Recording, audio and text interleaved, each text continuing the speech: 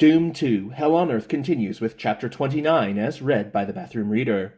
I am covering for the Plurality Report, who finally realized after a YouTube commenter told us that paramecium is in fact not a bacteria. Well, whoops! Chapter 29. Lately, I thought I was overdoing quotations from the book. I never had so vivid a recollection for the word until the world changed. I'd found time to read the scriptures once more in the new era, and now the words stayed with me, perhaps because the altered world made the tales of the book seem more vivid. The original Mormons were condemned not only for taking multiple wives, a behavior that might have been cause for sympathy instead of resentment. What upset other Americans of the 19th century was the claim that God would reveal a whole new history to newly chosen saints. The concept of Latter-day Saints was more offensive to the Christian majority of that time than any personal behavior or economic consequences. My favorite Bible passage was John chapter 21, verse 25, the end of the Gospel according to St. John, and it should have been the perfect shield against such prejudice, but most Christians pay little attention to the word. And there are also many other things which Jesus did, the which, if they should be written every one, I suppose that even the world itself could not contain the books that should be written. Amen. They liked those words just fine in theory. Practice was something else again. The portions where the Book of Mormon disagrees with established Christian practices didn't help either. People got real upset when they were told they were not merely wrong, but diabolically wrong on the subject of baptism. Hell, Arlene and I were about to go back into hell. We were trying to save living babies from burning in hell on earth. She was a good friend and comrade. I liked her a lot and hope I would not witness her death. But since becoming bold about her sinful interests in me, she was making me uncomfortable. I would find her a lot easier to deal with if I weren't tempted by her. Or if she would consent to... Oh, Jesus, give me strength. Am I really ready to contemplate holy union? I grimaced.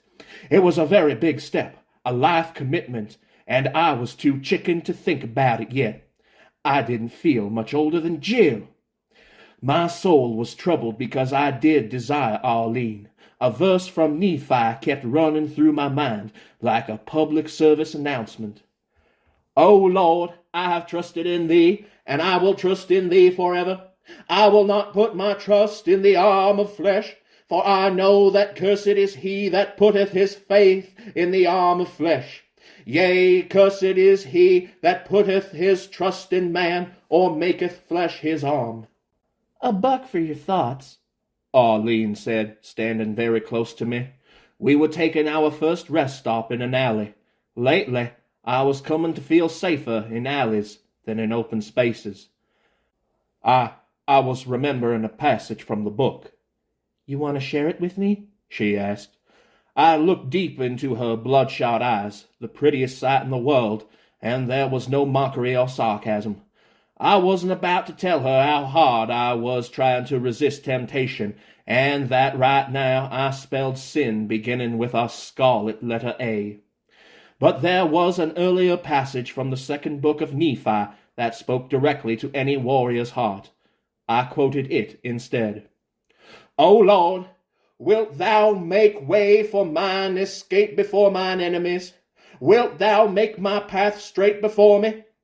Wilt thou not place a stumbling block in my way, but that thou wouldst clear my way before me, a hedge not up my way, but the ways of mine enemy? Good plan, said Arlene. God's plan. She touched my arm, and I felt relaxed instead of tense. Albert, what if I told you I'd be willing to study your religion to see what it's about? I wasn't expecting that. Why would you do that? I asked, probably too suspicious. In the Marines, I got too used to being sucker-punched by anti-religious bigots. I'm not promising to convert or anything, she told me. But I care about you, Albert. You believe in these things, and I want to understand. Cool. I said, but I was still suspicious of her motives. She dropped the other shoe. So if I'm willing to study what you believe, would you be willing to relax a little and we could get together? I'd expected more subtlety from someone as intelligent as Arlene, but then again, Marines were not famous for an indirect approach. I had to close my eyes before shaking my head. I couldn't make the word no come out. I don't mean to make you uncomfortable, said Arlene. You may mean the best, I told her, but it doesn't matter what we do or say. Unless we are married, we can't make love. You mean we can't even fool around? She asked. I mean, we can't have sex together unless we're married. I could tell by her expression I was a more surprising phenomenon than the spider mind. You're kidding, she said. Not even touching? Not sexual touching. Boy, I'd wish she'd let up. She looked away from me, almost shyly. I'm only talking about a little fun. I tried a new tack.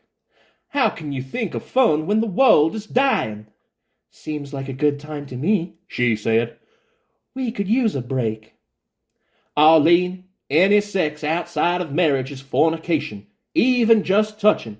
That kind of touching. The sin is in the thought. She mumbled something. I could have sworn she asked, How about inside marriage? But she turned away and pretended she hadn't spoken. I suppose Arlene was as freaked about the thought as I was. I didn't think I was making the best possible case for my faith, but God isn't about winning a popularity contest. He doesn't have to.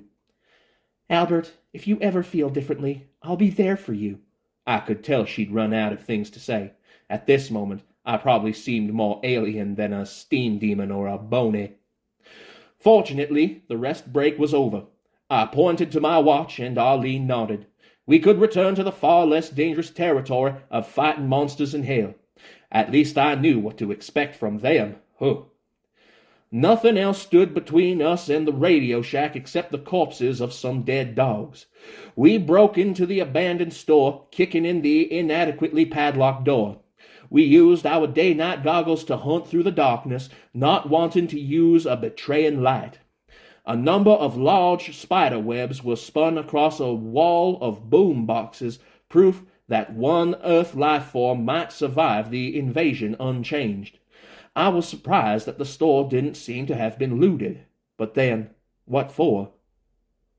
We should be able to find the jacks for Jill, said Arlene, who giggled right afterward. It took me a moment to realize what was funny. She was right, though. In the store's unlooted condition, we found the jacks very quickly. She pocketed them and headed for the front of the store, but stopped at a counter. Something had caught her eye. I couldn't see what. I need to ask you a question, she said. Ask away. Do you love someone? Now that's a very personal question. That's why I'm asking, she followed up. Do you? She deserved an answer. Yes, but she's dead. You never made love to her? She died before we married. Thank you for telling me, she said. I'm not trying to probe you, Albert. I've succeeded in revealing too much of myself. Now, let's get back before I say something else stupid. She went out the door, and I glanced at the counter to see a demo disc CD of Golden Oldies led off by Carly Simon singing Nobody Does It Better. I'd never heard of the song, but I could imagine the subject matter. Jesus help us. Was this a divine retribution?